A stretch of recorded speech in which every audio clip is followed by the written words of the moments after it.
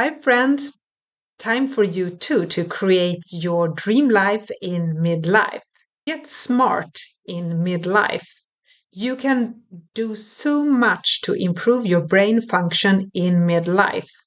Only a decade ago, we didn't know as much as we do today about our brain and how it works and how we can improve our own brain functionality all through life. Only a few years ago, we still believed that the brain didn't have the amazing ability it has to grow all through our lives so we could learn new things no matter of our age because we sort of stop learning, many of us, when we leave school and we take the easy road and we use past knowledge and we use our key strengths and abilities that we developed early on in life, even in midlife. And to live our best life, we need to use this amazing brain of ours and we need to take really good care of it to be able to use it all through our life. And there are many things you can do to improve your brain health today. And you should really prioritize your brain because everything else will follow if you start with your brain. I have created a checklist for this episode where you have everything you need to start to improve your brain health. And you are also references to several different sources I have for this episode where you can dig deep into these different topics about nutrition, for instance, or about exercise or about the importance of hormones and so forth. So look into the show notes of this episode or download the checklist and check out the reference there. But on the checklist, the most important part is that you have all the things that you can do already today. So there are several basic brain health hacks that you should prioritize in your life that would make a big difference to begin with. Keep your abilities as you grow older and you even increase them. And I think that's so exciting about this, the new research in this area, that you really can increase your capacities all through life when it comes to your brain capacity and your intelligence in all different kind of areas. So the first thing is your sleep. As you know, sleep is important, but you need to make it a key priority of yours. And there are actually research regarding how much sleep you need. And of course, as we have heard so many times, it's very individual. But the brain has this specific function to reset itself and to clean itself during the night.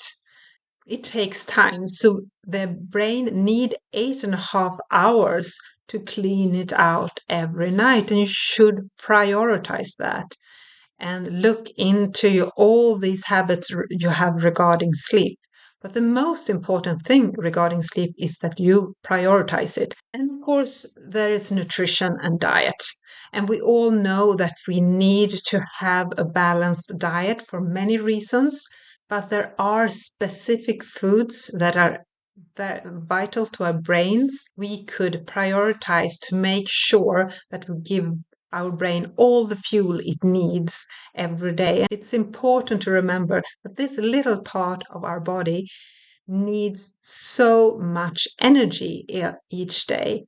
And if we are stressed and going through hard things, it takes even more energy and it's even more important to give it the right kind of healthy energy. Then we have water and hydration.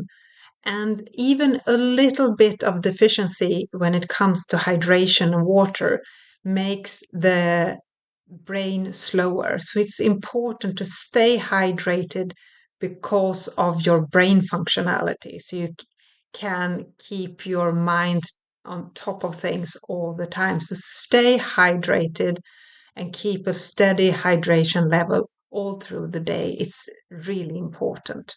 Another thing that you can read about a lot in Dr. Anders Hansen's book, I reference this below in the show notes as well, uh, is regarding exercise. And exercise can do so much for our brain. It's incredible.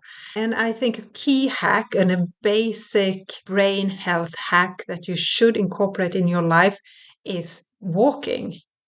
Aerobic exercise and those things is really beneficial and good, but you should emphasize walking every day and a lot of walking. You need to keep the amount of steps high. And since many of us have these devices that keep tracks of our steps, so we can check our step count every day, we should keep it high. Absolutely about 12,000 steps a day. And it's absolutely doable, but you need to have to focus on it. And this is also something that's so exciting because parts of your brain that we know shrink when we age, they do not just stop shrinking when we exercise and walk, they start to grow, actually. This is so exciting that we have this power to really change the way our brain is developing. Next thing is to manage our stress levels.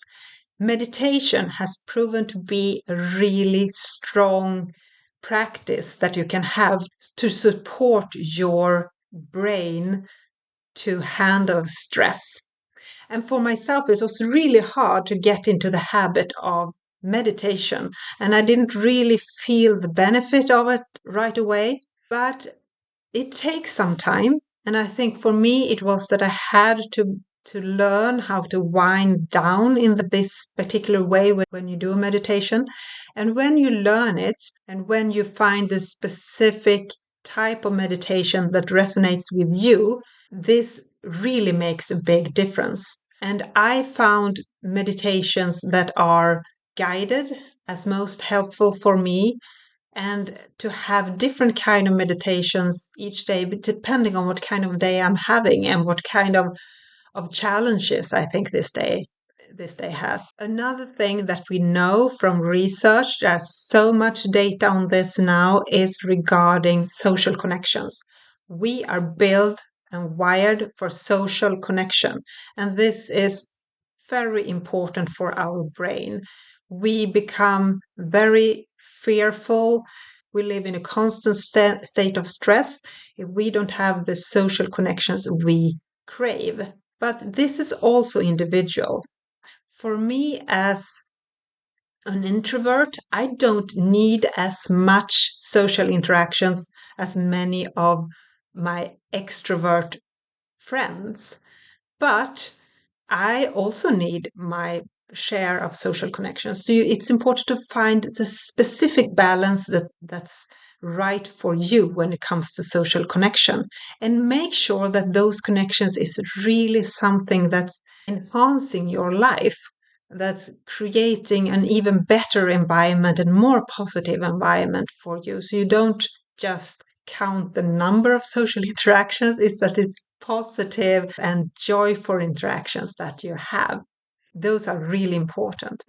And last but not least on these basic brain hacks is regarding your hormone levels. And I have referenced in the show notes and on the checklist a menopause doctor called Dr. Louise Newson. And I highly recommend that you check her out. All women after sort of 35 entering premenopause and then menopause, all of us stop producing really vital hormones and we never get them back. And those hormones are really important for our brain. And if you experience brain fog and you experience the loss of abilities in your brain, it could be and probably is connected to these hormones. So check it out how to replace them. It's made the world of difference to me, and I think this is something that's not talked about that we need to highlight, because you don't need to go through this. You can handle it really early in this process. So check out Dr. Louise Newson. And when we have done all this, when we have taken care of these basic brain hacks, we need to utilize our brain, and we can do all these amazing things and learn all these new things with our brain if we challenge it. When you learn things, it's could be very hard for you or a little bit hard or not take so much effort to learn new things. And this is individual. Some parts or some subjects is really easy for you to learn. It might be your superpower, and other things is really hard and challenging for you to learn. And this means that your brain is good at some things and not so good at other. And when you're trying to learn these, you do different things. For instance, if there are areas that you are really good at, that you easily can excel in, it's probably about myelination. And myelination is making this connection between the neurons in your brain faster. And this process doesn't take so much energy. It's a little bit of effort for you, and you need to revise and put effort into it and train these different abilities, but you can get there and can get really proficient. A little bit harder is it if you have to make new synaptic connections. And these connections will take some effort for you to create between your neurons. You have existing neurons, but you need new connections. So this is probably when you have to learn something, it takes an effort. You know you can do it and you can excel and you can be proficient, but it takes more effort for you because they're not already there. It's something new for you to learn. And your brain is really growing from this. And then we have these things that's really hard, where we have to put in a lot of effort. We might need to study it full time to really understand and to do it. And it's really hard for us to do this. But it's still, it can be done. And that's so exciting. And that's what's called neurogenesis. You're creating new neurons in your brain to learn this. And we didn't know that before, but now we know that even adults can do this. We used to think it was only children who could grow this and learn these really hard new things. But we all can do it, but we need to put a lot of effort into it. When you know these things, that you have different levels of learning, you can brace yourself before this experience and know that this might be really hard for me, but I want to do it. So I will put in the effort and I will do it because it's possible. I can do it and I can learn it, but it will require a lot of effort for me. And I think this actually makes it even more exciting to do it. And you become even more proud of yourself for doing it and you're not giving up as you might have before when you perhaps thought that you couldn't learn new things later in life. I would like to end this episode with a few micro brain hacks that you can use right away. And you have these in your checklist as well. And I encourage you to use them every day to improve your brain functionality. And first, it's about breathing. The oxygen level in your brain is really important. So, breath is important. And to take deep breaths, just like 10 deep breaths, is one easy way of improving your brain functionality right away.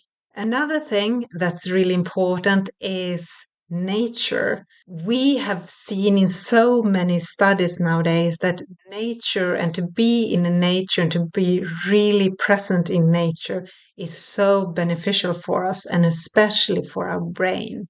Probably this has to do with our legacy of being in nature all the time and now we're not there. We miss it and our brain miss it.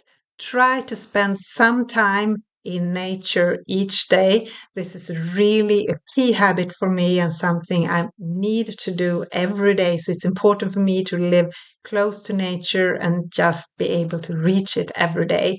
And when you're out there, try to do a few things to make it come even closer to you. Try to to focus in on the little things. Or you can expand your view and look at the bigger picture to try to get somewhere where you have a view of the horizon.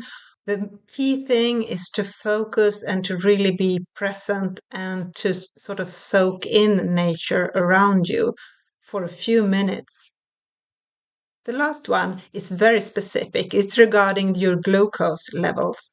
And as you see in the references below or in the checklist that you download, I encourage you to visit Jessie Inchauspé, who's writing about and talking about glucose levels and the importance of glucose levels. And there is one important hack, I think, from her that's made a big difference in my life. And it's important for your brain to keep your glucose level even during the day. And the hack is a tall glass of cold water with a tablespoon of apple cider vinegar in it. And I drink this sort of half an hour before my meals to get an even glucose level during and after my meal. And it really makes a big difference for me. So I encourage you to do the same. So please, friend, download the checklist and start to take care of your brain today and to learn new things and grow your brain going forward. See you soon, friend.